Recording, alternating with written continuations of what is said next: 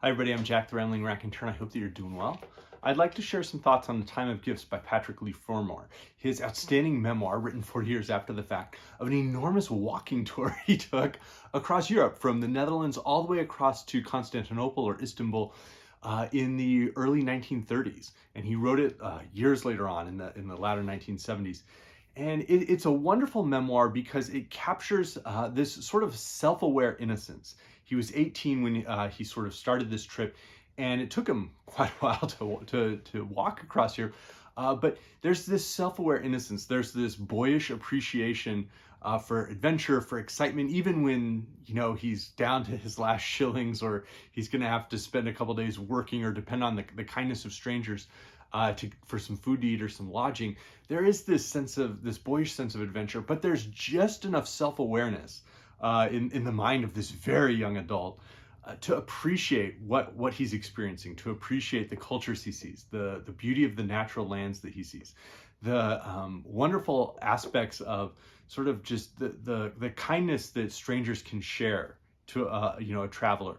And the ways that he manages to capture all of those different nuances, all of those different sensibilities, and experience them, and combine that sense of happiness and joy and exuberance with a real appreciation for what he's seeing. And of course, he's writing much of this years after the fact as an adult, where he can sort of reflect on what he was experiencing. But there are also some passages just straight from a journal he had kept, a little diary he'd kept on later parts of the journey.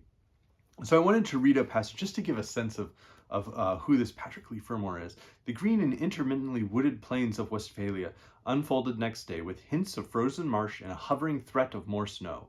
A troop of workmen in Robin Hood caps marched singing down a side lane with their spades martially at the slope. A similar troop, deployed in a row, was digging a turnip field at high speed and almost by numbers.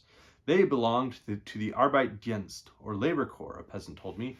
He was shod in those clogs I have always connected with the Dutch, but they were the universal footgear in the German countryside until much further south. I still remembered a few German phrases I had picked up on winter holidays in Switzerland, so I was never as completely tongue-tied in Germany as I had been in Holland. As I spoke nothing but German during the coming months, these remnants blossomed quite fast into an ungrammatical fluency, and it is almost impossible to strike, at any given moment in these pages, the exact degree of my dwindling inarticulacy. I halted that evening in the little town of Kevelaar. It is lodged in my memory as a Gothic side chapel overgrown with ex-votos. A 17th century image of Our Lady of Kevelaar twinkled in her shrine, splendidly dressed for Advent in purple velvet, stiff with gold lace, heavily crowned, and with a many-spiked halo behind a face like a little painted infanta's. Westphalian pilgrims flocked to her chapel at other seasons, and minor miracles abounded. Her likeness stamped my second Stocknagel next morning. And so we get these lightning quick descriptions. Who is he seeing? What is the countryside like? What are these towns like? Are there any works of art? Is there any architecture he notices? But then he does pause. At various times he would spend a couple of nights, or perhaps, at times that there are longer periods of time where he stays with a single family or in a single town. And he shares little anecdotes about sort of celebrating Christmas or celebrating a New Year with some other, young men and young women, and the fun they had. Or meeting, a family who have sort of a small, older castle, and noticing just, how unique that feels. And so there are many things to appreciate in this book. And of course, he's writing it in the latter 1970s.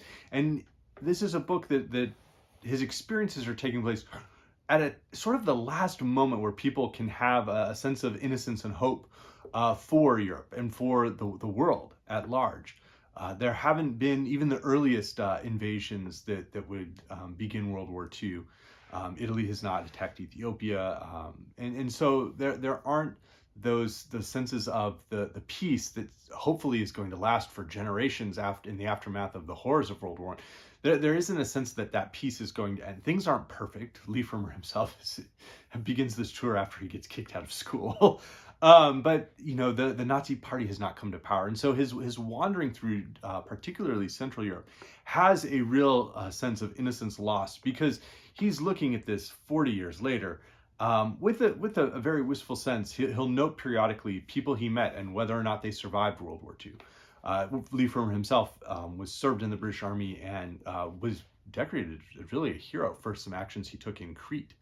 And he doesn't mention that. He doesn't refer, looking back, he doesn't refer to his future where he'll be heroic. He's very much interested in his journey. What does he get to see? Because he's one of the last people who sort of sees it with the perspective that he could see it on his own little private grand tour, before so much of that is lost, before so much of that is dispersed, before so many of the people who he'll encounter across this journey are either killed in war or murdered in the concentration camps and during the Holocaust. And so there is a sense of very deep reflection across these pages. But there are also some fascinating moments where Leigh Fermor describes what's going on. He notes, "This was the first quarter of its kind I had seen, without knowing quite how I had arrived. I found myself wandering there again and again, as an auditor more than an actor. The tacit principle to flinch at nothing on this journey quailed here. These girls, after all, were not their Viennese sisters, who could slow up a bishop with the lift of an eyelash. And even without this embargo, the retribution that I thought inevitable, no nose before the year was out, would have kept me safely out of doors. The lure was more complicated. Recoil, guilt, sympathy, attraction, romantisme des bordels, and nostalgia de la bourre wove a heady and sinister garland. It conjured up the abominations in the books of the prophets and the stews of Babylon and Corinth and scenes from Lucian, Juvenal, Petronius, and Villon. It was aesthetically astonishing too. A Jacob's ladder tilted between the rooftops and the sky, crowded with shuffling ghosts and with angels long fallen and molting. I could never tire of it." And what he's referring to with that wildly purple prose is an encounter he has walking up on a sort of the outskirt of a town that goes up a mountain, and how on one side it falls off and you have the mountainside and the forest, and on the other side are these little, tiny shack hovels pressed up against the mountainside, that are the red light district of that area. And now he's never quite experienced anything like that. So the way in which he draws all of this up and tries to, romanticize, and is this a decadent moment in Leigh Fermor's life, is quite interesting. And there aren't too many of those moments, but there is always this grasping sensibility of a very young man who's very aware that he's a young man, and writing with that exuberance and enthusiasm, but just enough irony in his later years as he remembers this journey. And so if you've read this, you know what I'm talking about. If you haven't, this is a really great travel book, and it's a book that certainly felt timely. I was finishing it this weekend as we see a new wave of horror in the Russian invasion of Ukraine and the crimes against humanity that are already taking place there and have been. And realizing that, for what seemed like a peace that would last generations was, of course, shattered. Not long after Leigh Fermor completed this journey, but that there has been perhaps a tenuous sense globally, but certainly in Europe for the rest of Leigh Fermor's life, really, and certainly one that has been shattered again for many, many millions of people just in the past week. So this was an interesting book to read, and one that I will certainly be continuing in the next part of his journey, Between the Woods and the Water, which A Time of Gifts ends as he crosses the Danube and heads into the marches of Hungary. And so Between the Woods and the Water takes him picks up right afterwards and takes him through Hungary, and I believe into Bulgaria is where this one ends. So I'll certainly... he gets to the Iron Gates, the border of Yugoslavia and Romania. So this will certainly be interesting to continue reading and enjoying. He also later on lived in Greece and spent a good portion of his life in Greece. He had a real facility with language. So Mann and Roumeli are his travels in various aspects of rural Greece, really. And I had mentioned the sort of sense of that those last moments in Europe. I think Stefan Zweig captures that in his fiction, such as The Post Office Girl. And the great film, The Grand Budapest Hotel, which was inspired by the writings of Stefan Zweig. Gregor von Rezzori's and Ermine and Czernopol. I think von Rezzori is more famous for Abel and Cain, the really big one. But this one, I think, smacks a little closer to that hopeful Europe, we could almost say. And certainly Thomas Mann's The Magic Mountain, sort of written contemporaneously.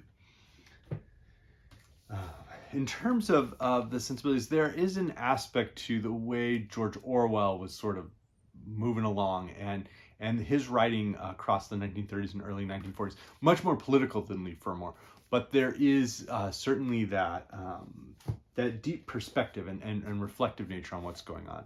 Hermann Broch's The Sleepwalkers captures a period earlier, but I think a lot of times more and more Central Europe has been noticed by readers, and people have started to look at Austrian literature, or literature from the Austro-Hungarian Empire, Hungarian literature, Czech, Slovakian literature, and so works like the Sleepwalkers that aren't necessarily just taking place in Berlin or Munich in Germany, but are getting into other parts of Central Europe are interesting.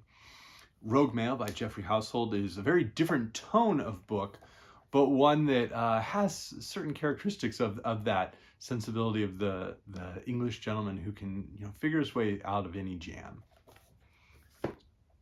I had mentioned sort of this was Leigh Fermor's version of his tour. Boswell on the Grand Tour is something else.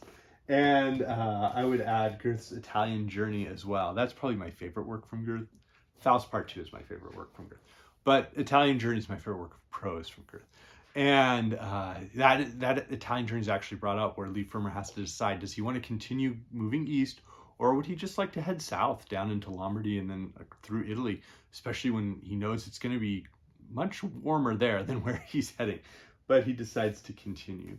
But the other work that I was reminded of was the Confessions from Rousseau, in part because of the way that, as that second passage showed, Leigh Fermor is willing to talk about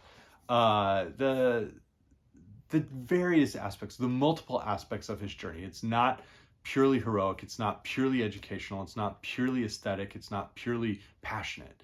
It's all of those things in a way that I think he's a little more perhaps self-honest, engages in less self-deception than Rousseau would. But there is that confessional nature to what's going on, that he's not going to tidy things up for us as readers. He's confident enough in his own life and in the choices he made as an adult, I think, the heroic choices he made as an adult, the good choices he made as an adult, to allow us to see who he was as a young adult. And so that's refreshing and quite enjoyable as well. So again, I hope everybody's safe. Let me know if you've read Patrick Leigh Fermor, if there are other memoirs or travel writings that you really enjoy. And again, I hope everybody has a great week. Thanks.